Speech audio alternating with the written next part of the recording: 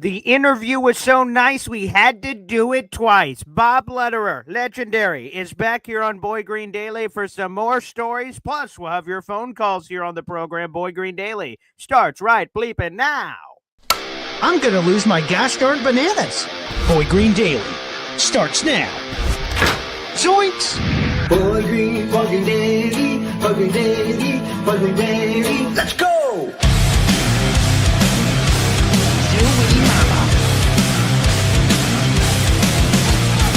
Put your seatbelts on. Get ready for the ride. We're the freaking New York Jets, so we're built for this shit.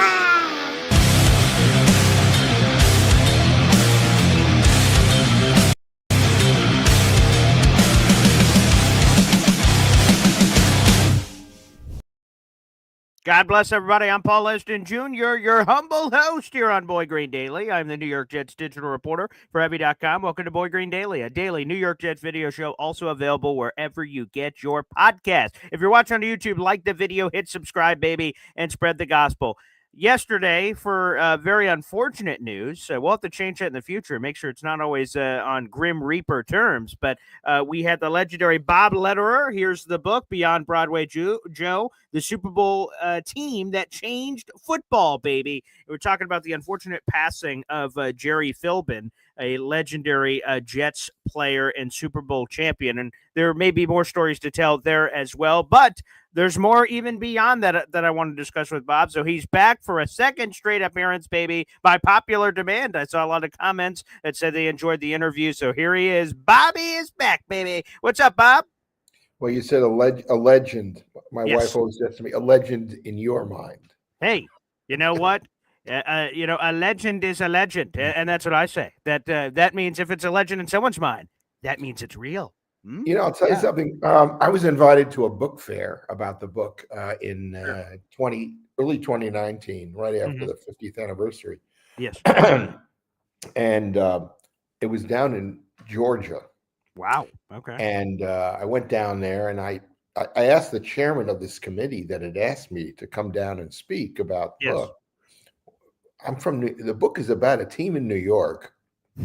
I live in Chicago, and you want me to come down to Georgia to talk about this. What in the world? Well, there's two interesting things that came out of that. Number one, he said, you don't recognize that your book, because of the subject matter and because of how deep you went into it, is something that people are going to be reading 50 years from now.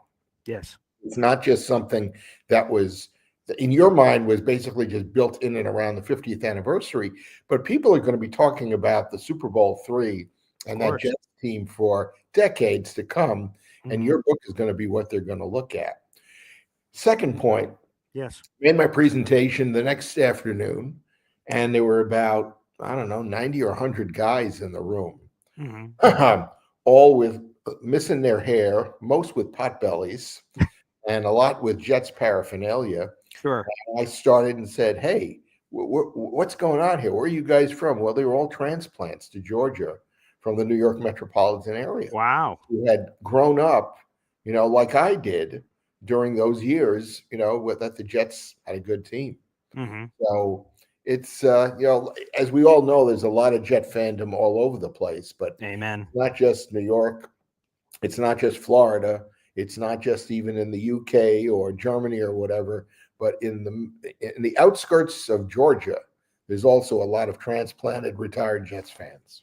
Well, Bob, salute to you for making the trip and blessing our Jets fans all across the United States of America. And the thing I love about this show is it's virtual. We have people from, I see in here, we have Texas, Florida, New York. We have people represented from all over the place in the United States, which is always a lot of fun. And I enjoyed that a great deal, that this show can be open to everyone who chooses to watch it either live or after the fact. That part really intrigues me and keeps everything very open.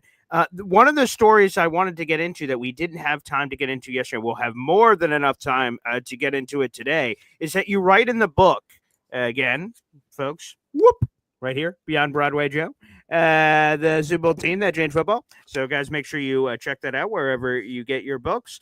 And in here, that there was a friction created between Joe Namath's risky deep downfield passes and the defensive coaches and players on the defensive side of the ball and it led to some interesting moments, including but not limited to Jerry Philbin got in Namath's ear about it the following year. When the Jets opened the season in Buffalo, Philbin stood in the tunnel with the entire Jet squad waiting to be introduced. Jerry leaned toward Namath, and in a dig about his forgettable 5-interception game the year before versus the Bills, he whispered in the quarterback's ear, "We're wearing white today," aka white uniforms. Jerry said Joe didn't laugh back then, but today he seems to like the story. So, man, there was a friction between Joe Namath's gunslinging that all the fans drool all over and the defense going, "What the hey? I guess we have to run back on the field after a pick." That was that had happened more than once. It happened during the pre-Super Bowl season. Now, some of that I can't really blame on Joe that time.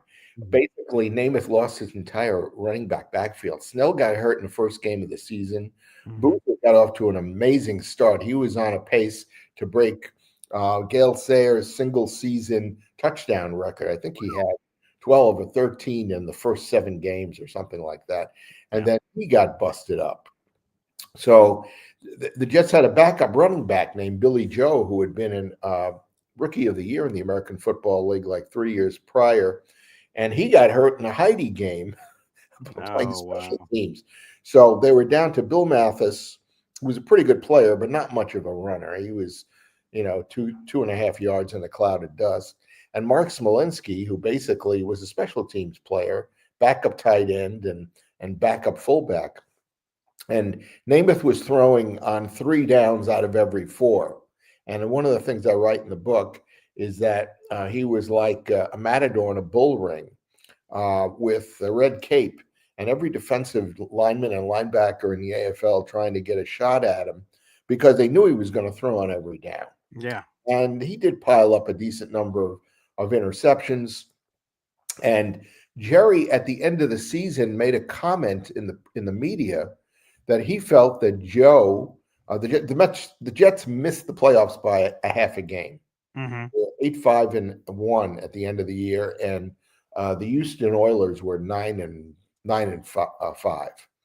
or 9 whatever. Anyway, they missed by half a game. And Philbin got quite angry and said in the media, we would have gotten to the playoffs if Joe hadn't been intercepted so many times and taken so many risks. And Namath had such a great arm, such high confidence in himself. Thank you, Weeb Eubank, that he really took a lot of risks. And Weeb didn't have that big a problem. At least he never really said anything to Namath that I know of. But the next season, the Jets were completely fortified. They had brought in Babe Parilli to be the backup quarterback. The first time they had a veteran quarterback backing up Joe. They had added to their offensive line by getting Bob Talamini from the Oilers to strengthen the offensive line. So those were 2 big acquisitions, and everybody did expect that the Jets were going for it that year. And, at the end of the season, they did go for it, and they got it. But in the second game of the season, they went up to Buffalo, and Namath got intercepted 5 times, and Buffalo ran 3 of them back for touchdowns. Oh, good Lord. Wow. And it became, a real problem with the defense. Walt Michaels, the defensive coordinator for all practical purposes, although there was no such title back then, basically called Joe to the front of the bus of the plane at the end of the game and said, "Listen, you got to give us on defense a chance to win these games. You don't have to be, the star every single week. Sometimes just, put it in your pocket and just fall down and, let us win," because they would have won that game easily. Buffalo only won 1 game that year. Oh, God. That's how they got O.J. Simpson. Wow. They won 1 game, and that was the game that they won. So the next week, the Jets went home and played San Diego and had a really good game. They're now 2-1, and the lowly Denver Broncos came into Shea. Namath got intercepted 5 times again. Oh, God. Now, luckily, only one of them got run back for a touchdown, but they lost 21-17. Again, a game that they should have, could have, and would have won, except for Joe kept turning the ball over. And at that point, there was an eruption. And again, the Jet defensive players, and led by Philbin, basically, both publicly and to Joe's face, said to him, for goodness sakes, you got to let us win games for you. You don't have to throw three touchdowns every week, you know. And from then on until the Heidi game, so from game 5 until the Heidi game, which was the third from last game of the season, that Right. regular season, they played really ball control. And Namath, people suspected maybe there's something wrong. Is Joe hurt and that sort of thing? Oh, sure, right. They were relying on the running game, and it was really strong that year. They had a new offensive line coach, and it made a big difference. So they just pounded away and won games, and they didn't win games, you know, by huge scores, but they won games, you know, like 30-23 and 22-14 and that sort of thing. Wasn't your typical explosive Jet offense, but they won. And so that's why, and that explains what's discussed there. In fact, it was one of the things on my list that I was going to bring up today. Let me go back a little bit about Please. Jerry. Yeah, as a person, because I think this is fascinating. And this is also some insights that involved me. Oh, And sure. I said yesterday that Jerry was the kind of guy who was very conservative as a person, and politically, and as a player. He was not a huge, as we said yesterday, physical presence. He was 6'2" and 245 pounds. And he famously said about Verlin Biggs, who was his cohort on the right side of the defensive line, who was 6'6", 6'4", and 270 pounds. He said, oh, wow. if they built me like that, I would pay people to live. But Jerry was an intimidating guy. In fact, his son, who helped me get my first interview with Jerry, said to me, I wouldn't want to tangle with him physically. He really, and this is when he was 50, 60 years old. The guy's a tough guy, and he is a tough guy. But he had a very soft side too. The 50th anniversary weekend in New York, I went there to see all the players that I had written about in my book, because a lot of them I'd interviewed just on the phone. Right. And on Saturday morning, the Jets had scheduled all of those returning Super Bowl Jets to go over to MetLife Stadium, which was maybe 2-3 miles away, on a bus, and to have breakfast and to be introduced to the current version of the team. And the bus was slated to leave, I don't know, 7:45, something like that. And I'm sitting in the hotel, whatever, minding my own business. And Jerry Philbin stops the bus and comes into the hotel and comes right up to me and says, Bob, get on the bus. And I went, what are you talking about? Get on the bus. You deserve to be there along with the rest of us. Wow. I said, Jerry, I'm not invited there. I have no business, being there. And he has insisted. Long story short, I didn't go for personal reasons, but his soft side there basically, showed itself, because he really appreciated what I had written. That's and cool. How I had given him and the rest of the team the distinctiveness and a new reputation that had been basically worn away over the course of the 50 years. Wow. I love that. Love that story. And yes, we can continue to go back to Jerry Philbin at any time. Shout out here. We appreciate you, Philly Noodles, for gifting a membership to the Boy Green Coffee Club. Thank you very much. You allowed to do that without paying royalties? Yeah, well, I'll probably have to share part of that with the universe, which Rick Shaw is a new member to the Boy Green Coffee Club. Thank you very much. And Philly Noodles, you have 2 raffle tickets for our contest coming up later in the coming days, which we Now, another thing I wanted to get into is you mentioned the Jets running game and Matt Snell. And I was looking back because I remember Rich Cimini of ESPN wrote a column, and I didn't realize it had been 10 years already. But 10 years ago, he wrote about this odd estrangement, this odd rift between Snell and the team. And obviously, it continues. We're now here in 2025. What is it at the heart of it? Because Matt Snell is one of many Super Bowl heroes that Jet fans remember fondly or have on the all-time Jets DVD that they get to watch and get to see it. What's wrong with the relationship? But I'll Can add it to be that, fixed? too many Jet fans don't know and don't That's remember yes. Matt Snell and don't give him his due, because everyone agrees that if Joe didn't win the Super Bowl MVP, it would have gone to Matt. In fact, Werblin thought they should have shared the honor. But anyway, that was early on. It's in the book. And you mentioned yesterday that Matt Snell talked to me. Well, so what? Matt Snell didn't talk to anybody. He didn't talk to anybody before my book. He did talk to me for the book, and he didn't talk to anybody and hasn't after the book. And it also goes into something of a story, which I'll try to keep in a very condensed form. Sure. I couldn't get Matt to agree to be interviewed by me. And I came across a guy who owns a candy store down the block from where Matt lives in New Jersey, and called him up. And somebody said to me, talk to him. He might be the only guy that can open this up and make this possible. So I did, and we talked about it in great depth. And he said to me that Matt doesn't want the New York Jets franchise to get any kind of publicity, certainly because of not in and around him. And so for years, Matt and the Daily News and the New York Post would send people every year out to Matt. How come you're not talking to the Jets? How come you won't play ball with them? What's wrong? And Matt would basically, figuratively, slam the door in their face. Anyway, I told this guy, look, this book is about the whole team, and it's clearly not just about Joe. Look at the headline, because Matt had these problems with Joe too. He thought that Joe was a little bit too freewheeling and too willing to take on all the accolades to the detriment of everybody else. Anyway, I finally convinced this guy to talk to Matt. Yeah. And Matt talked to me. In fact, Matt talked to me for 15 hours for this book, way more than anybody else that I tried to talk to. Go figure. And by the way, and I thought about this last night, I have audio tapes of every interview I did. I was a little bit like Bob Woodward. I love that.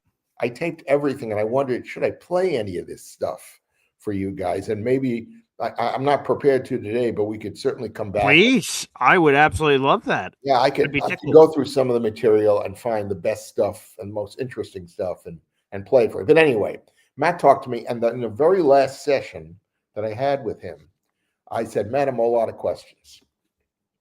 And he said, okay, Bob, I have to ask you a question. I said, really? Wow. He said, yeah. He said, I'd like to tell you why I don't like the Jets, why I won't talk to the Jets. I said, well, this creates a dilemma for me, because can I use this in the book? And he said, hear me out first, and then you and I'll have a discussion about that. I said, fair enough. And what he told me is that when Werblin signed him in 1964, Matt was told that Werblin's goal was to win a Super Bowl. Although there wasn't a Super Bowl. Pre-merger. I understand. Championship game, yeah. And he said, if you're ever part of a team here doing that, you have a Jet job for life. And so Matt said, okay. I mean, nothing in writing, but verbal. And Werblin was a man of great honor, and you could trust his word. There's great stories in the book about Werblin, and I'll just tell you one real quick because it's really please. Yeah. But I told you yesterday he was the agent to the Stars. Yes.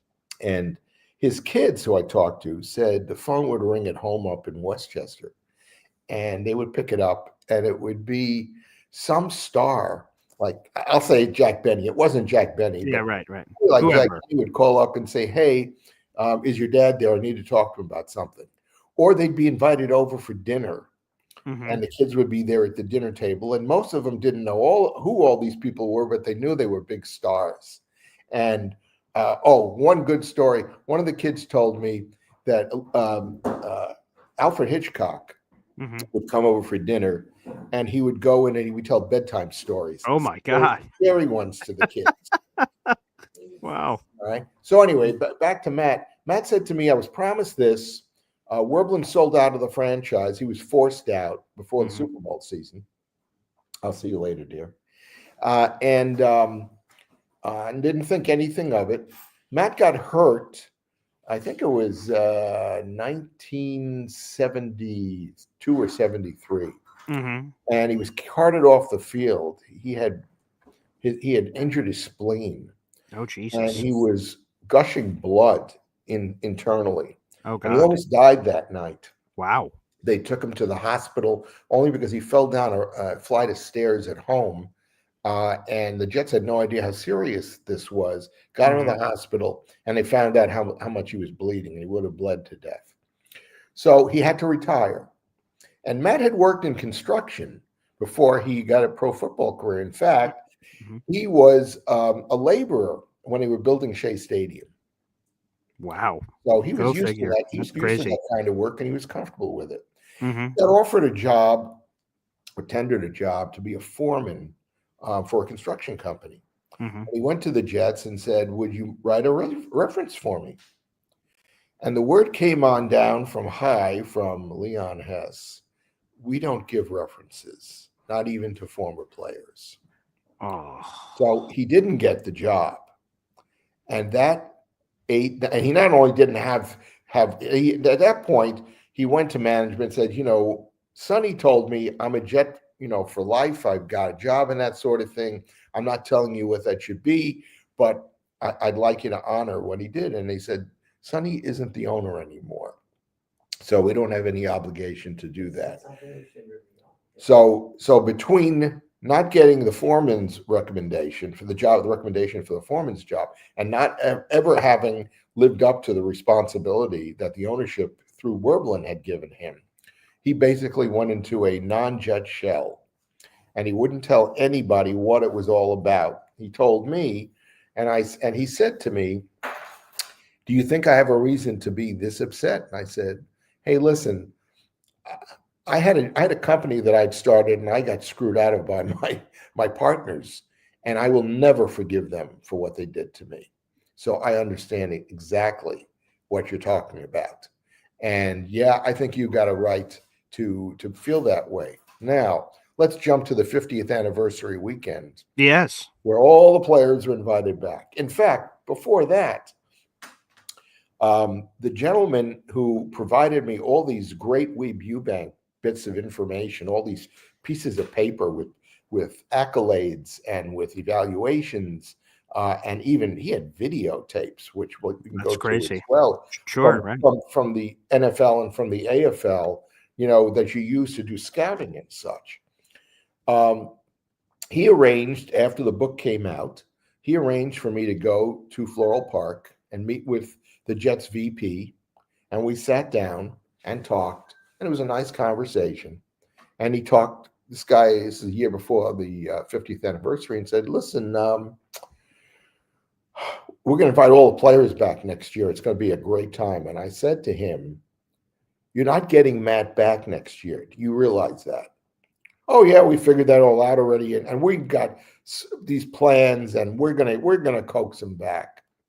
And I said, "No, it's not going to be anywhere as easy as you think it is." "Well, how do you know?" And I said to him, "Read the book," because I had a copy of the book. I gave it to him. Mm-hmm. I said, "Now, if you play ball with me, and I'm not trying to get some credit from you, but if you read the book and you talk to me, I think I might be able to help you try to get Matt back." "Oh, we got this all figured out. Don't worry about it. Nothing's, we don't need your help in that sort of thing." So now the 50th anniversary weekend comes up, and the same guy is in the hotel, and he's coming up to me and saying, "Oh, I got Matt's jersey in my car just in case he shows up tomorrow." And I said, "Matt's not showing up, and he's never going to show up. You didn't listen to me. And I'll tell you again, I think there are ways that you can coax him and treat him and show him, reasons why you should let bygones be bygones." And he looked at me and I said, I'm not trying to do anything here. And by the way, I had my own axe to pick with the Jets because they wouldn't buy the book. And I said to him, "Just put the book in your stadium in the bookstore, And if people want to buy it, I said, and we'll get you a good rate. And we got him a great rate for the book. But anyway, the guy simply wouldn't listen. The Jets wouldn't listen. And Sunday came and went, and Matt never showed up. And in fact, I talk to Matt very, very, infrequently, and just to say hi and ask how he's doing and that sort of thing. But he, to death's door, is not going to have anything to do with the Jets. That's terrible. It is. He has a legitimate. Again, I don't blame him to hear his backstory and to hear the gripe with the Jets is totally legitimate. But for me, as I just see and think about Matt Snell, and he is now 83 years of age himself. He turns 84 in August of this year. It's hard not to equate it to Steinbrenner and Yogi Berra. Sure. And George basically said at one point, "This is enough. I'm going to do whatever I have to." And he went to Yogi and said, "I will do whatever it takes to make up for what I've done to you and how angry you are. And I'm looking at it from your perspective." And they ironed it out. I feel like it has to be, especially because if you really dig into it, that Woody Johnson, who bought the team 25 years ago, a quarter of a century ago, has outside of the 50th anniversary where they could have stepped in and did something working with you, Bob. But outside of that, right? And I'm seeing that in the comment section, Woody could intervene. Woody could help try to do that same thing. The ownership today is of the thought process. Hey, that wasn't our management. We didn't own the team back there, so we don't have any responsibility. Oh. And I have said through my friend, who still has season tickets, I said, you're the owner of the franchise. Everything that the franchise stands for and has accomplished, or unfortunately not accomplished for too many years, is under your control. Of course. And your responsibility. And I just don't understand why he would think it's so unimportant, to do that. It's just incredible. But hats off. Well, hats on to Leon Hess, because Leon Hess is at the crux of this whole thing, and he's long gone. Well, I'll tell you this. One of my biggest pet peeves, and I yell about this on the radio as often of a chance as I get, is I hate when players are enshrined into the Pro Football Hall of Fame, specifically posthumously. Like, give them their moment in the sun. And too often this happens, unfortunately. A player passes away. They get on the minds of everybody. We should probably get that guy in the hall. And then a year or two later, they get in, and I'm just sitting there frustrated at home or in Canton occasionally when I get the opportunity to go, and it's just brutal. So I just don't want that. I want hopefully, if it can happen from the gods, to bridge this gap. Snell is one of the great players of this franchise history. To your point, Bob, that not enough Jet fans know about it. And man, and he was just before Namath, the year before Namath, or 2 years before Namath. He was, the golden pick that they made, that they signed. They needed to show that they could sign top name players, and he was the first one coming out of college that they did. And the Giants had drafted him, so they won the inner city war between the two franchises. And by the way, they got Dave Herman that year, and that was also a guy that the Giants had picked. Yeah. Well, let me work in this question. We're getting some questions in. If you guys have questions for Bob, feel free to send them in. We'll also open up the phone lines here in a little bit as well, so you'll get to call in and ask your question to Bob, in which you please. We have Phil coming up here, and every time we get a super chat, it's good to hear from my daughter, Zariah Luna. Wow. All right, Bob, here it is from Phil. $4.99 Super Chat. Thank you so much. That's one raffle ticket towards our contest and another $1 away from another one. Always wondered, Bob, Joe Namath is Hungarian descent, but it's really spelled Namath. Was that lost in translation when his family immigrated to the United States? Well, that was before 1969, so I'm a little bit hazy about that. Yeah. I've read the same thing. Didn't put it in the book. Didn't think it was all that relevant. It wouldn't surprise me. His family had been here for a while, so his parents were not people who had just emigrated. Probably his grandparents or his great grandparents were. So it's possible. But if I had the Google machine in front of me right now, I could. Yeah. Hey, Bob, let me do a quick follow-up while we have the super chat on the screen. What is your favorite Joe Namath story? It probably is Super Bowl III, but for a reason a lot of people don't really think about, and that is, yes, he was a Super Bowl MVP, and there was no difference. He was the difference in the game. But Joe probably played his finest game as a professional football player that day because he used his brain as much as he used his arm. And I'd say in the book, he used the tactical field generalship of Bart Starr, along with the amazing arm strength, of a Sonny Jurgensen, who was really like probably the greatest throwing quarterback of that time.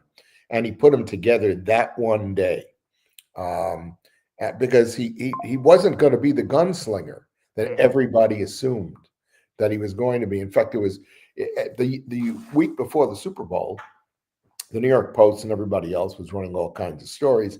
And one day in particular, their NFL writer who covered the Giants talked to the defensive coordinator of one of the top NFL teams and the top defensive lineman or linebacker from one of the NFL teams.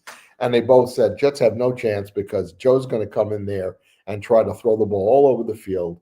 And the Colts are just going to stymie him, intercept him, and et cetera, et cetera, et cetera. And Namath did exactly the opposite. And that was all to the credit of Cleve Rush, who was the offensive coordinator, and to Weeb. And they figured it out. There's another great aha in the book. And I want people to buy the book. There's a lot of interesting information. One guy said to me, I bought the book and I've read every Jet Super Bowl book that's ever been out there. And I figured, nothing new. And he wrote to me and said, Bob, every second or third page, you told me something I never knew, about the players and about the team. But the anecdote that I want to pass on to you here is that fans who lived back then will recall that Weeb Ewbank had come from the Baltimore Colts to become the coach and general manager of the Jets. When he left, Don Shula replaced him, and Don Shula kept Weeb Ewbank's offense and Weeb Ewbank's defense. Kept them. Now, his offense, he just kind of reversed. So running plays that were supposed to go to the right, under Shula, they would go to the left. But the calls were exactly the same. The audibles were exactly the same. Cut to Super Bowl III on the field in the first quarter. And Weeb is sitting on the sidelines or standing on the sidelines. And he calls Cleve over and he says, Cleve, listen to what Earl Morrall is calling on the field. And they looked at each other and Weeb said, they're using our offense, which you could never tell on the videos in preparation for the game because there's no audio that you can hear. Yeah, right. But once the game started, and he called Joe over, and he said, Joe, look at what they're doing. And the three of them sat there and went, yeah, look at that. They're using our offense. And Weeb said out loud, I wonder if they're using our defensive signals too. So he told Namath to go out on the next series and basically test their belief, run some plays. And what Joe did was he'd call an offensive running play, and everybody on the Colts would shift in that one direction, assuming they had heard what right. Yes. was. Yeah. Okay, because some of them realized too what was going on, but Namath would immediately audible at the last 2-3 seconds, and the play would shift to the other direction. Wow. And when you watch the game, and by the way, you can go on YouTube, you can watch the whole game, including commercials. You can see the Colts were always a step or two behind on every play that the Jets ran from like the middle of the first quarter until the end of the game. And they never really could figure out what the heck was going on. In fact, Bobby Boyd, who was their very, very elderly cornerback, but a really good player, told me we never could figure out what Namath was doing and how he was always a step ahead of us. And I told him what I had found out. And he went, oh my. And this is 49 years after the fact. Right. Yeah. Oh, man. What a story. And thank you, Phil, for asking about Joe Namath. Appreciate that. I wanted to work this in, and I don't know where we would have if we don't ask about it, because off air, when we were preparing to do both yesterday's interview and then ending up doing this interview, that you told me that you believe that Aaron Glenn is the Jerry Philbin of his Yeah, era. yeah, Please, can you explain that? yeah. Remember I told you how unphysically imposing uh, Yeah, Jerry Jerry was. Yeah, was. right. Well, Aaron Glenn's the same way. Yeah. Aaron Glenn is what is he? Is he 5'10"? Is he Uh, 5'11"? I don't know. 5'9" on a slanted hill. Yeah. Yeah, and not not muscled up or something like this. Yeah. Yeah. But Aaron Glenn, coming out of the Parcells School, is a guy that if he gets in your face, he isn't going to have to say very much in order to intimidate you and to get your attention.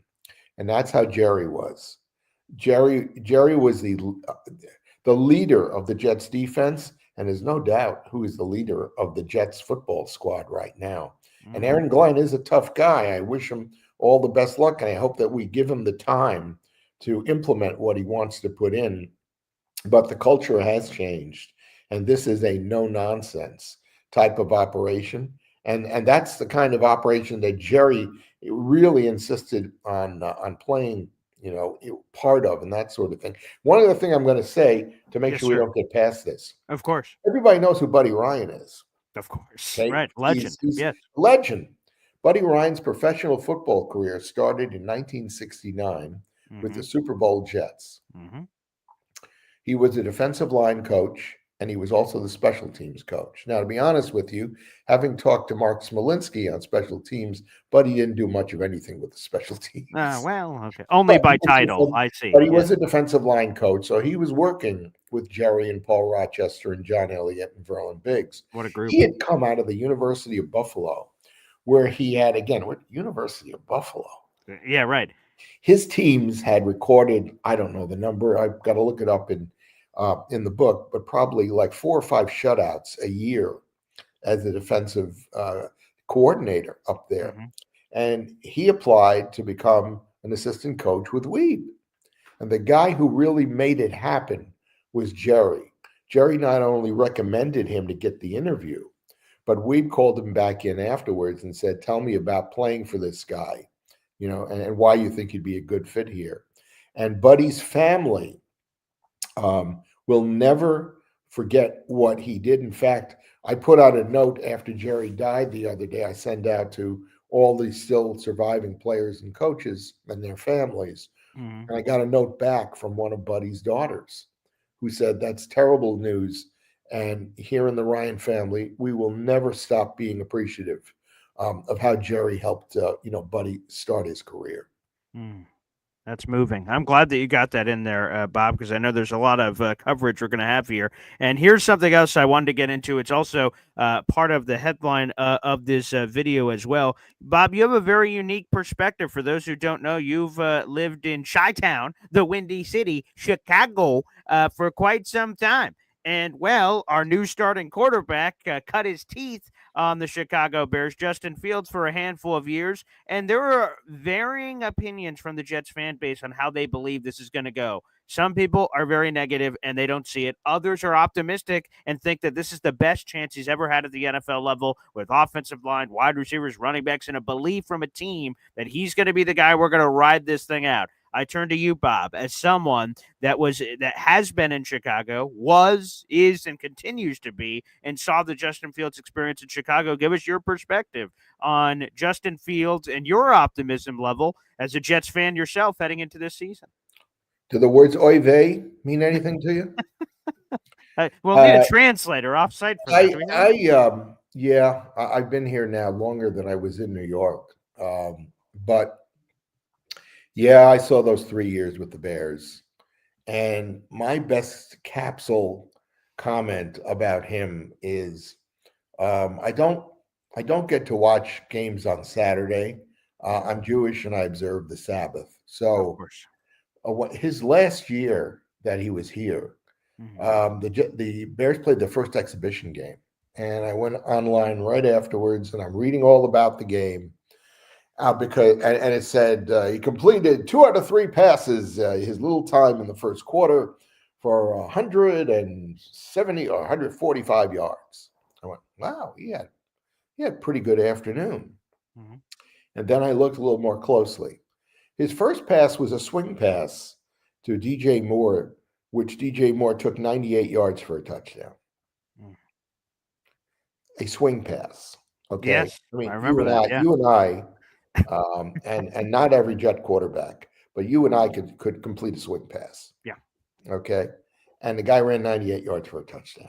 Beautiful play. So that statistic to me completely goes out the window. Credit the offensive line and credit Yes. DJ Moore or whatever, but I don't give credit to the quarterback for that. Everything that I saw and that Bear fans knew about him have basically, come up and shown themselves again in Jets training camp. And he's not a terrible quarterback, but he's a quarterback who runs, not a quarterback who's going to be known for his throwing ability. They still say that he, is scattershot with his throws. They still say that he takes too long to throw the ball. I remember the year that he and Sam Darnold and the kid up in Buffalo, Allen, and the first pick in the draft all came out because I was writing blogs at that point. And the whole season I said, okay, there's nothing to watch with the Jets this weekend because they're terrible, but let's all go and watch the quarterbacks in college again and make up our own minds about which guy we think is really good. So the season ends and I start to watch the bowl games, and I watch the game that our new quarterback is playing, and I notice one thing immediately, in that he never looks at the second or the third option to throw the ball. Mm-hmm. It's first option or nothing. And in college, as you know, guys can get very wide open very easily. And when you have really talented wide receivers, which they had at Ohio State then, definitely, it's even easier. So he's completing these passes, and he had a big bowl game. I forget, it was the Orange Bowl, the Citrus Bowl, whatever it was. Oh, against Trevor Lawrence, even maybe that was the Clemson Ohio State game. Yeah. And people said to me, "What do you think?" And I said, "He never looks past the first receiver, and that's going to kill him in the NFL." Well, he still never looks past the first receiver, and so let's get to the long and the short of what the Jets this year may or may not be.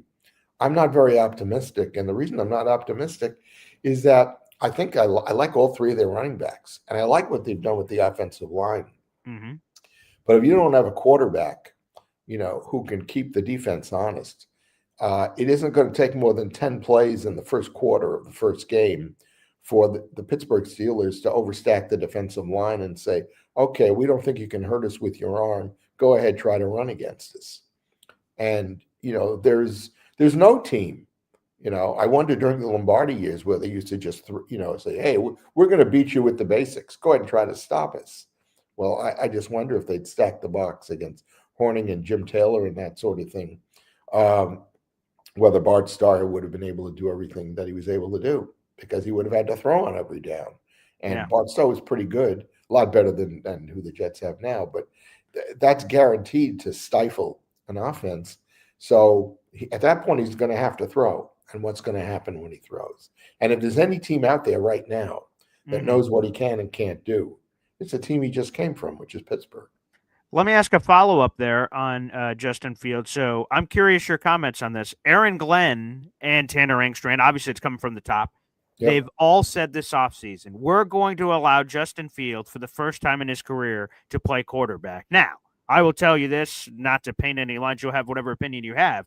That comes off kind of arrogant because that seems to suggest that Pittsburgh and Chicago did not allow him to play quarterback, and you're going to do something that those other two teams didn't allow him to do. So they obviously have a belief, and we'll see. The proof will be in the pudding once we get to the season. We're a couple months out from the season. What did you make of those comments from AG and Tanner Engstrand? Because the way that they're smiling, the way they're answering press conferences, it feels like they know something the rest of us may not. Well, first of all, if you're the coach of the Jets and you don't say that, there's something wrong philosophically and publicly. I mean, you have to try to convince the public and your season ticket buyers, give us a shot, give us a chance, let us show you. And if he has a rough start of the season, that to me does not mean that he won't have the opportunity as the season moves on to be better. I'll tell you the three offensive coordinators that he had here in the Jets, excuse me, with the Bears. Yes. Forget about it. They're awful. Now Yes. he goes to Pittsburgh last year, and the offensive coordinator that he had there is not the highest rated guy either, but he had a Arthur pretty Smith, good right. year last year. And I don't know, maybe as Jet fans, if we really have the time, that it would be fair to go back and watch every one of the 6 games at the start of the season that he started. Yes. Because let's see, how much he kept under wraps. Let's see how many times he didn't take a risk or did take a risk, with a throw. All I saw was the last game that he played before he got replaced, and they lost that. Pittsburgh lost that game. But like the last 6 passes that he threw, 2 or 3 of them were completely wild, and nobody ever could have caught them, and he wasn't throwing them away. And a couple of them he threw right into coverage. And can he read a defense? I don't know. I don't think any of us know. Aaron Glenn and Engstrom know from practice so far what they think he can do. I hope he gets some elongated time in preseason, which normally doesn't happen. As I'm kind of curious to see what the plan is there. Yeah, to see and to watch him, in action, not for us, Right. but for them to see, can he carry out a game plan and can he do the basics? They talk about rookie quarterbacks coming in, and it's even going on now because the Bears have a new coach with Caleb Williams, who, had a nice rookie year last year, but not really a terrific one. And they're trying to teach him footwork, and they're trying to teach him when to throw and when not to throw and that sort of thing. So it's not one size fits all for offensive coordinators and quarterback coaches. And, we'll see, how much that actually rubs off that can be helpful. Look, the reality is if the Jets win 6 games, it's probably going to be a good season. If they win more than 6 games, because I want a draft pick. I want to draft a quarterback. I don't want to win a lot of games. I want to win enough, and that might be 3 or 4 games to get me that first draft pick. Wow. So we can pick whoever it is that we want, because I don't think that he's the answer. They're giving him a ton of money, which shows a lot of confidence, and it should make him feel very good. And the way they're talking him up should make him feel very good. But I'd say it's a 5% chance that he's the quarterback, beyond, for the future, much less beyond this year. And maybe if he did okay and they drafted a rookie, maybe they'd have him work out with the kid next year, and because they got him in a 2-year deal, and see what he can help, a younger kid with. So you're saying there's a chance? Huh? Well, we'll see what happens. I do want to get one more in on Fields. And we play Dumb and Dumber or what? Hey, well, you never know. There's one more I want to get in on Fields here. I don't know if you can answer it, but I have to ask it. Is there some sort of aroma that comes off of Fields that people seem to love him? Chicago, when they were going to move on, and you could speak to this. Obviously, you're in that community. From the outside and just seeing it on social media from what appears to be Chicago people, there was a split of whether or not that they should go after Caleb Williams or trade it for a haul and build more around. There was no split. Okay, please then correct me. No, they look. If you're covering the Bears, you got to have something to write about. Oh, so it was a narrative. Listen, I have been fascinated picking up the paper here every day. All right. Since Ben Johnson took over as the head coach. Mm-hmm. And for weeks, I mean, it's got to be, I don't know, when did they hire him? In February?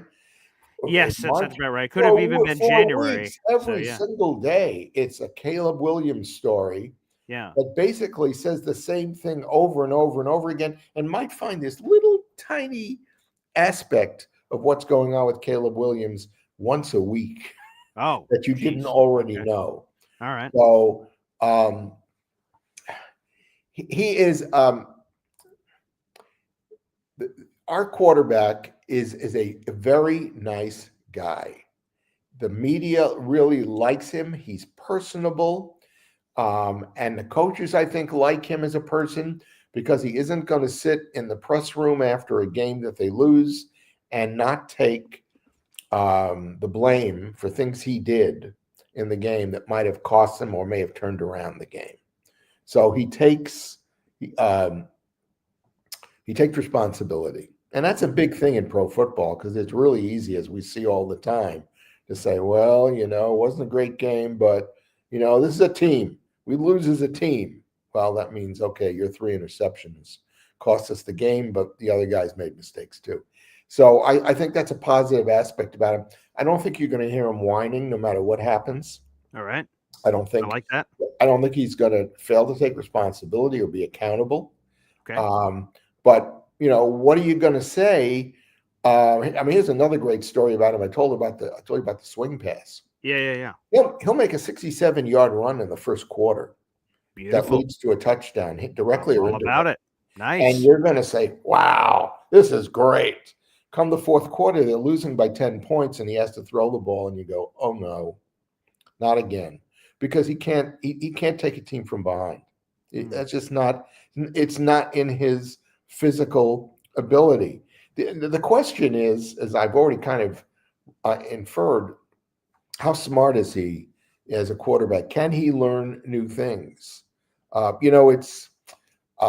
a Mets fan, and I've been amazed at what David Stearns can do with a guy who's been a minor league pitcher, may have had this much success in the past, but he finds something that he can get them to do, like Canning, who unfortunately got hurt last night. Yeah, unbelievable. That just by changing his repertoire, what he throws and how often he doesn't throw his fastball, and makes him into a good, credible pitcher. Well, can we do that, with Fields?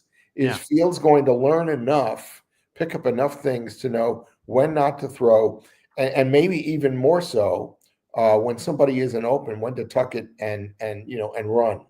Now, for most quarterbacks in the NFL, you don't want that to be the case. You want him to run minimally. But this guy, because of his running ability, that might be something the Jets want him to do, even though it may lead to injury. But so far, he's been tough as nails when he's out in the open field, and he can outrun most of the even fastest defensive backs. All right, I've got 2 random things, and if you have anything else on your list you'd like to get to, we can do that as well, and we'll get to some fan calls coming up. 2 things here. Why did the Ring of Honor for the Jets only start in 2010? Why did it take so long? I don't know. That's what you have to ask Woody. Okay. I mean, all of this runs through Woody. I have no idea. Bizarre. He just, again, a guy who's of the mind that we don't need to worry about Matt Snell, because that wasn't our regime, and so we had nothing to do with it. I mean, why? And I think there's almost been an aversion to spend a lot of time honoring the Super Bowl team. Now, there's obviously been other great players that they've had that we all know about, and I was a big fan of Freeman McNeil, and I love Freeman. Sure. I loved. Well, how could you not love a lot of the other players they've had? Yeah, but I don't know. I can't. I'm glad that Woody's buying a soccer team. I don't know if he's going to pass on responsibility to Chris, or maybe to his son who likes to play Madden. But he may be paying less attention to the Jets. Maybe he would have let Aaron Glenn show himself for a year anyway and see what he can do. That'd be nice. So I wish I had an answer for you. I didn't have an answer about the Namath question. Hey, you know what? That happens on occasion. On the back of the book, there's a quote I wanted to get to. Yeah. And it's from Jerry Philbin. Yep. Here's the quote. If the Colts had beaten us the way Green Bay had won the first 2 Super Bowls, some AFL teams that weren't doing well could have folded instead of becoming part of the NFL. And I'm going to go beyond Jerry's quote here, because this is a common thing that people discuss, that if the Jets don't win this, what is now known as the Super Bowl, if they don't win this, the merger never happens. Is that true in your mind? No, that's not true. But there are other ramifications. Got to read, I think, the last chapter in the book. Okay. Which the average fan today, and this is why I really think that people would enjoy reading this book. Although, as you mentioned yesterday, and it's deliberate, I wrote a chapter about each and every player that was on that team. down to the 45th player who played on the roster that year. Okay, and every one of the assistant coaches, because back then there were 4 assistant coaches along with the head coach, and today there's like 25. I was just about to say it's much bigger now. Yeah. So I mean, the specialization is such, and it brings to mind something else that I'm going to say to you.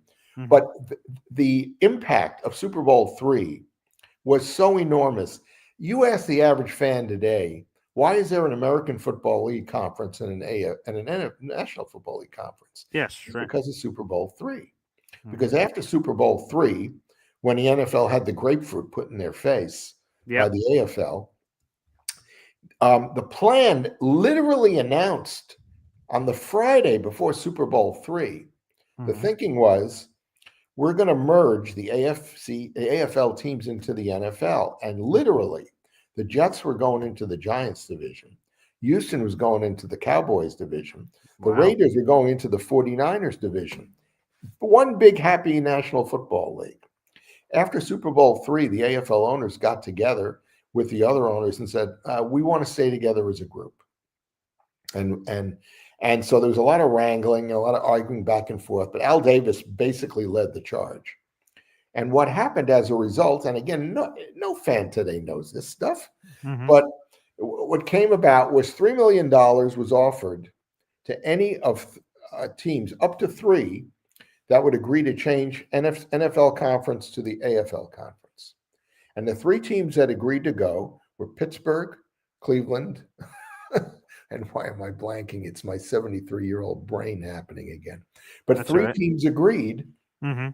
to switch, and they took the $3 million, which today is probably worth, I don't know, $12-15 million. So it Sure. wouldn't have been that much, Right. but it was a lot of money, and they Yeah. needed to do that in order to balance, the 2 leagues, Mhm. because they had to have a certain number of teams in both for scheduling reasons. And the other thing was the AFL owners insisted that they had to have as many home games from NFL teams coming to visit, because let's face facts, the Buffalo Bills needed to Mhm. get to the Detroit Lions, to come into their ballpark and help fill the ballpark. Now, the question you originally asked just now was Philbin's quote. And Jerry Yes. told me that there were rumors in the 2 weeks before Super Bowl III that, as you say, if the Jets didn't win, something was going to happen. And what he heard is that the NFL might not take in every AFL team in Oh, existence. wow. Well, the team that was really in the most dire straits then was Buffalo. Go figure. And Buffalo had already been excluded from the NFL once before. The All-American Football Conference, which competed with the NFL from 1945 to 1949, had a team called the Buffalo Bills. And when that league died and they absorbed the Cleveland Browns coming into the NFL and the San Francisco 49ers coming into the NFL and not Pittsburgh, there was another team that came into the league and got absorbed into the NFL, and the other 6 or 7 All-American Football Conference teams were let go and said bye. Nice to know you. Mm. So it's really interesting that Cleveland left the NFL twice.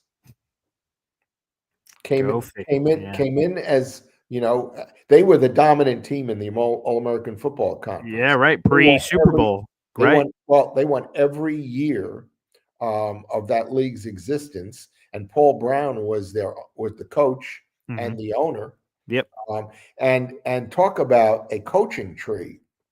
Yeah. Out of that coaching tree came Weeb Eubank, and a number of other, and guys who became successful NFL coaches. So that really had a high impact. So anyway, there wouldn't be an AFC today. There would be one big National Football League if the Jets had lost the game. Wow. That's crazy to think about. We have 400 people in the room. Appreciate you guys watching live. I know several people will listen to the audio-only version after the fact or rewatch the YouTube video after, but we appreciate it. If you're watching on YouTube, like the video, hit subscribe. Bob, if you're open to it, we'll open it up to the callers. I'd love to do that. I'd love to talk to anybody who cares about the history of the National Football League. All right, here we go. A quick timeout, folks. We'll be back after this with your phone calls. Just hang on tight. Boy Green daily, bugging daily, bugging daily. Talking Jets football, man. Boy Green, bugging daily, bugging daily, bugging daily. New York Jets Football Club. Offense, defense, special teams, watch Jets football with Boy Green. J-E-T-S, Jets. Let's go! Hep, you play that guitar like a beautiful man. We appreciate you. And now the phone lines are open I here on the almost show. got up and danced. Almost. Hey, that would have been welcome. So you almost got up. We'll see if Hep calls in and gives you another opportunity to do so. That is the pin comment on youtube.com/boygreen25. If you'd like to call in and ask Bob a question or share a comment or what have you. And look at this. Hep joins us here on the show. Good morning, Hep. Hey, Bob. Hey, Paul. Hey, good Bob, morning. Have you read my book yet? I'm looking forward to getting the book now. Now I'm Have you excited ever heard about it before today? No, I haven't heard about it. But then again, COVID was a big Well, meltdown. listen, if you go on Amazon, you can buy it there. These books were printed like 5 years ago, and they have sold like pancakes.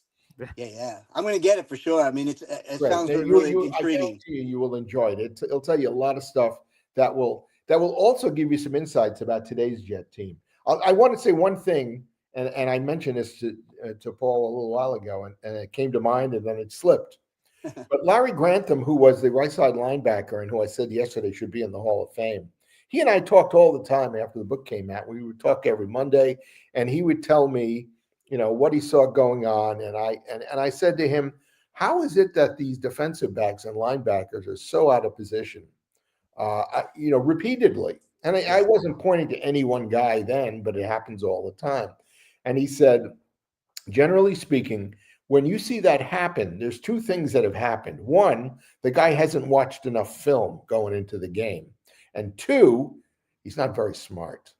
Yeah. Well, because today, obviously, the players today athletically are way better. yeah. They're faster, they're Bigger. stronger. Yeah. They're bigger than they were 50 years ago. I mean, it's hilarious what the size difference is. And so it really does come down to this and how much you really apply yourself to learning your trade. But go ahead. I love your question. Oh, okay. Well, I mean, I'm an old timer. I got to see Joe play at Shea Stadium. And I always tell Paul, I said, all he gets to see these grainy little footages of Namath, playing. And I just wanted to explain to him the beauty of Namath's long ball and how it just was a thing of beauty to watch that thing come out of his hand. I just wanted to know if you could just relate a little bit of that to Paul. Yeah, I can tell you about that in terms of when he first showed up in training camp in 1965. All right. He was getting an ungodly amount of money. It turned out to be like $113,000. Yeah, that's right. But I'll tell you what, it's really funny what happened after he signed. Sonny Werblin decided he wanted to go to some of the better players on the team and make sure they were satisfied. Yeah. And Larry Grantham told me he went into negotiation with Werblin, and Larry didn't know what to ask for. He was making $12,000 a year. Oh my gosh. And and he didn't know what to say. So I said, well, how much do you want? And he said, 18 a year. Oh, poor guy, man. I mean, they didn't know. And I can relate this to Philbin. After Super Bowl III, Jerry had a little bit of a holdout, and he ended up getting a pay raise. He became the second highest paid player on the team, $55,000 a year. Right, Oh my only behind God. Joe Namath. Yeah. Yeah, well, I mean, Namath was the standard bearer, Sure. and he knew he wasn't going to get Namath type money. No. Nobody was. But yeah, anyway, when Namath went to camp, he had a lot of doubting Thomases on the squad. I don't know why. These guys were not great players in 1965. They didn't have the kind of roster that they developed over the next 4 years. But again, Grantham and a couple of other players said to me, Namath came out on the field and they started throwing the ball and just running simple, plays, and the guys' mouths dropped. Remember last year or 2 years ago when Rodgers first came and you heard quote after quote, from the training camp. My God, he just drops it in there like nobody we've ever seen. All he needs is just little window. Yeah. Well, he had a much bigger window to throw into, but his arm strength was so amazing. Oh, and yeah. in fact, I watched games of Joe in college, and because he was a really good runner, and they didn't really run, they didn't run very sophisticated plays in Alabama because the Bear was run the ball, Right. run the ball. Right. And so I never really saw his arm strength and how good he really was. The scouts did, but the average fan had no idea. But the Jet players immediately saw what was going on and how talented this guy was. And so any questions about what he'd gotten paid, along with the understanding that the AFL was in a survival mode and had players that were they needed that. They needed that big splash. Would you say Joe Namath is probably the first modern quarterback? Between Johnny Unitas and Unitas preceded him by about 7-8 years. Would you say Johnny Unitas was a modern quarterback, or was he more old school? Oh yeah, I mean, because Unitas was throw the ball first, and he almost never ran. I mean, look at the way he dropped back on his tippy toes. I've always been amazing. No, I mean, there've been a lot of great quarterbacks. I mean, Otto Graham. You watch a lot of these old time films, and I've seen Otto Graham looks pretty good, but I'm here in Chicago, and they talk about the quarterbacks that the Bears had back in the 30s and the 40s. And they still talk about the quarterbacks that we hear in the 30s and the 40s. It's ridiculous. I will just, it's funny that we have you representing Chicago, right? Because, a lot of Jet fans, so Joe Namath is the first quarterback in football history to throw for 4,000 yards. Yeah. And that's in a 14-game season for people that forget that. But the Jets haven't had let me just tell, go ahead. Stop and see. He had to do that, as I mentioned before today. Yeah. He had to. They had no running game. Right. So, like it was his choice. And the Jets have not had a 4,000-yard passer since. And, Jet fans will sometimes be down on themselves like, geez, man, that's unbelievable. And it is unbelievable. Chicago has never had a 4,000-yard passer in their entire they will this year. I think Caleb Williams is. Yeah, I think so, too. Yeah, he's certainly capable of doing it. And under the kind of coaching that, again, I read about every single day, every little thing that they're doing, and I'm not taking credit away from how they're really trying to refine him. Yeah, because he clearly wasn't being coached very well last year. But 4,000 yards in a 17-game season in a league now that really throws a lot. Yeah, it comes to mind something else that I remember that I never knew until I started doing look-sees for this book. The Jets were the best team in the AFL offensively and defensively in 1968. Right. And the Colts were so dramatically superior defensively to anybody else in the NFL. But the NFL was very much a run first and then throw on third down league. Mm-hmm. And it turns out the Jets, in a pass-heavy league in 1968, gave up less yards overall on defense than the Colts did. Wow. And the Colts, yet everybody was saying this is the greatest defense of all time. And they certainly were imposing, and their linebacking and their ability to blitz was unbelievable, which brings up another point about Namath and the Jets. Weeb Ewbank wished the other team was going to blitz. He knew that he did, and he said it out loud because Joe could pick apart a team that blitzed. That blitzed, right now.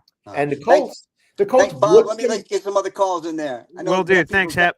But the Colts blitzed them all day, and we had to be standing on the sidelines going, more, do it again.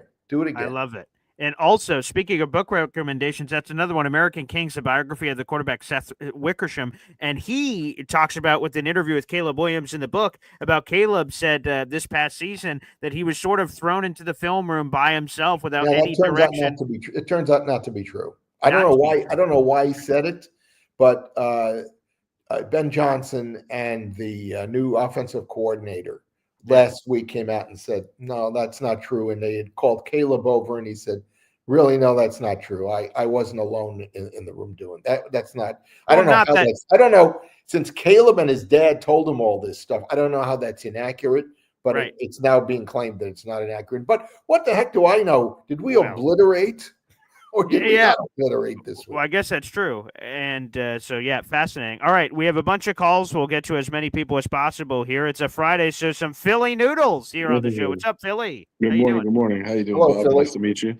How are Nice you? to meet you. Did you read my book yet? No, I'm not much.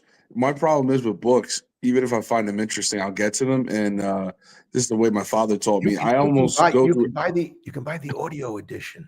Oh, Seriously. I was about to say. listen. Yeah. Seriously. I have an issue. I go ahead and I grab a dictionary, and if there's words that I feel like I want to master, I'll like highlight them. I have an issue. It's like a college. I'm with format you. I for get me. about 4 books upstairs that I bought that I have never opened the first page. Yeah, this is a thing I do, so I really rarely get through half a book. Oh, but you'll they're get through seeing- my book, believe me. You'll go, oh my that's God. what I'm saying. This is a peak interest, so I think it would be one of those books I Go probably ahead. I'm would sorry. read. Sorry to interrupt you. What's your question? No, yeah. So just the take on Justin Fields. Now I understand if you've seen him at Chicago, there's like a fear, right, of seeing what could happen with us. But given the 4-2 start last year, and what I think the Achilles heel has been is Jets' overall management of QBs, and them bringing in the gentleman from Seattle as Angstrom? Charles No. London, the quarterback coach? yes. I think Okay, bringing him in was the whisper that they haven't had, and they thought they were going to have with Knapp having his fatal injury. Oh, yes, Napper. I don't get to read the New York papers that thoroughly every single day, although it's easy enough online. Who has this guy coached and made into da-da-da? Well, he just had. I'm not to say he's going to give anybody, a Super Bowl run, but he had what's his face, Gino, Gino, that's right. Gino's and now turnaround. he's going to have Sam, or he would have had Sam Darnold. To me, it's just a program that they were building over there. If that's something that can replicate, even if you get 8 wins, the team would see it, I think, as a success over the past few. Is that what you expect? No, well, it could happen, I believe. Just off of sheer will, and just off of the schedule itself, with the strength being like heavy loaded in the front a little bit and then kind of mild towards the back end, it could happen. I don't want to bank my money on talent coming out of the draft because we've done it before. It's not always guaranteed. No, Some people would say Caleb Williams' season was good. Him and Stroud also had if you look at it combined over the past 2 seasons, was almost identical to Justin Fields. So to me, it's not enough to say that those guys are clear cut going to. Stroud had a better rookie year than anybody this maybe ever. I think so. Yes. Well, if you look at the numbers, though, they're almost identical to Justin Fields over the past 2 seasons. He's gotten better. I agree with you. I think Gino's evolution immediately from a couple of years ago gave me hope. Hey, if they could turn Geno Smith into a reliable, not a great, but a reliable quarterback. I mean, if he played to that capability, the Jets could win 8 games. I agree with you. Yeah. I agree with you. But let me ask you a leading question. What are you going to do for a second receiver? This is the other. I know that's what. This is the other nonsense I'm reading. Some guy came on last week, and I don't remember exactly who. They don't really need a second really good receiver because they've got one great receiver already. Well, you think anybody's not going to double or triple team him? Yeah, Josh Which Reynolds. is what has happened to last become, year. Yeah. Josh Reynolds has to become what's his name overnight. It's inevitable anyway. The defense always takes away your strength and forces you to do something else. Reynolds would have to become Lockett overnight. Literally, That can happen, right? overnight. Well, maybe they'll find somebody on the waiver wire as the teams cut down who can give them a year or two.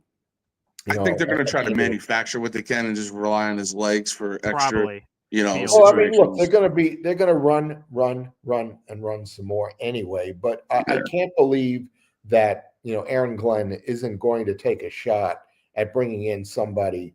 They're going to take some of the heat, and they are going to throw to the tight end a lot more. Fields really does like to throw to the tight end. He does. Yeah. The numbers say that. And they Philly. just real quick, they just whatchamacallit, I mean, they got Mason Taylor, but they just picked up, the Bears just picked up, what's his name? Loveland. So if they're going to run a Colston 2 tight end Loveland, system, they could just run that 2 tight end system the way, He's you know, it's being he's done going to over do there. that too because Ben Johnson likes to throw to the tight end. Yeah. Yes. So my thing is maybe they could have got what's his name, but they selected Taylor off of the Bears. You know, I've since read, and you probably have too, as to whether the guy the Jets took or the guy the Bears took was the best. Doesn't really matter. I mean, if they're a good player, they'll find their place. Sure. And you know, the guy the Jets took sounds to me like a winner because he's not trying to be everything. He says, "Hey, I want to be acknowledged as one of the best, tight ends in football, and I'm not thinking about catches or anything like that because there's so much more to the game than catching the ball when you're a tight end." Yeah. Sure is. Well, I appreciate you gentlemen's time. Thanks, you. Philly. I appreciate the call. Again, we have a lot of callers here. I'm going to try to get to everyone here on the show. All right, up next, Easy. What's up, Easy? Hey, how you doing? Good morning. Good morning. I wanted to talk to you about. You were talking about Philbin and the Ryan family. Yes. And I just wanted to make a personal comment about that. Nothing would have warmed my heart more than to see Rex win that Super Bowl because of the history that him and his dad and his brother had with the Jets growing up. I was really kind of, as much as I love Aaron Glenn, and just take nothing away from Aaron, I love him, and I think he's going to be awesome from what I've seen so far. I really appreciate how he's handling things. But a little piece of me really wanted to see Rexy back in the seat. Really? And I was hoping that a little piece of me, yeah. Because first of all, I love the guy. How do you not love Rex? I mean, really, he's just so cool. I love Rex too, but his last 2 years with the Jets were abysmal. And he went up to Buffalo. I blame Idzik for that because Idzik sold every decent player he had. Not so much because he wanted to.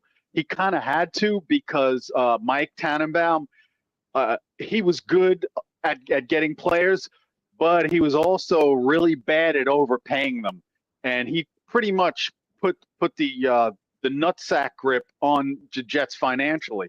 So Idzik probably was just figured, well, let me try the austerity program from a couple of years, get us back in and see where it goes from there. What he didn't count on was that he left the team with nothing to play with, and Rex was just grasping at straws. I think he actually did a pretty good job considering how decimated the personnel of the team was. What do you think? How good a job do you think he did in Buffalo?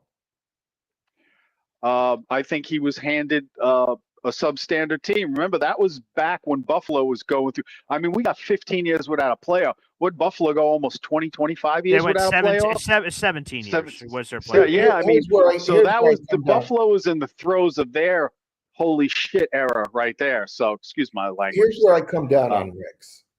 I think Rex in his time when he came to the Jets was an incredible defensive coordinator. And he knew how to build defenses and to screw with the other team, just like his dad did. I mean, I was here in '85 when the Bears, won everything, and they were incredibly dominant. And they were dominant because you couldn't tell from play to play when they were on defense who was coming on the blitz or how many were coming on the blitz. But you know what? And here's my point about Rex too. The next year, Buddy's defense wasn't as efficient and as effective because teams had an entire offseason to look at everything the Bears were doing and to figure out some keys. And I think that's what happened with Rex. I think you're talking about how the 48 defense, for a couple of years, Rex was still the dominant, or maybe close to the dominant defensive guy in all of football, with tactics and tricks that nobody could figure out. But because he had top 5 defenses on the Ravens for years. Well, yeah, exactly. But eventually he got figured out, and that's why I didn't want to see him come. But first of all, I think, for a while, players kind of tune you out, and that may have been part of what happened.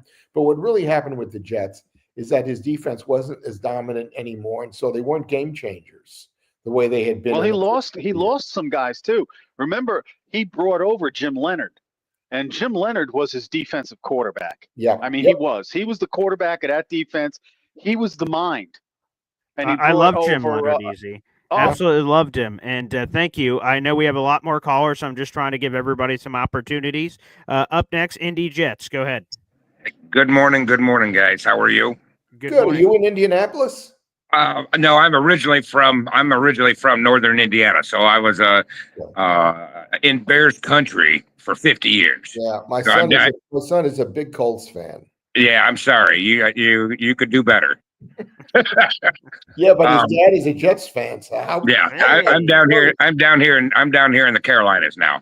Right. But I just wanted to address because being up from that area in Chicago, the Chicago fans loved Justin Fields, and and I'm sorry, they did. And they realized just how bad of a team they put around Justin Fields. And so now when we've got a guy that, and you made a comment about who's our number 2 wide receiver. That's not really going to matter. You want to say they're going to double Garrett. Okay. So who's going to spy if they double Garrett, and you've got a running back, the running back horses that we have, and you have a running quarterback, and you've got our, well, we don't quite know what our tight end's going to be this year, but he was drafted in the second round, so we expect him to be well. If you double Garrett, who's the spy for Fields? And so with this running back mentality, or the running game mentality that we're going to have, the only way you can stop that is to load the box. You can't load the box and double wide receivers. You can't do both. And so by loading the box, you can't double Garrett and load the box. No, because you still have a tight end you have to cover. You still have whoever the number 2 is. If we take our 4th round pick. If the coordinator runs an intelligent offense, like you're saying, the other thing you came close to saying what I also believe, and that is those running backs are going to have to catch the ball. Which I believe Brees does very well. I mean, Hackett didn't even. It took Hackett 9 games to realize, Brees can catch the ball. We all knew that. But Allen does. That's supposedly Allen's strength too. Yeah, Braylon. Right, so, I will tell you on Braylon Allen real quick, because I wrote a story about him the other day. He had 49 career catches at Wisconsin. People were like, oh, so he's just a runner. And then in the NFL, he immediately gets 19 catches with the Jets, and he was underutilized. So no, he was averaging almost 9 yards on every catch he made. Correct.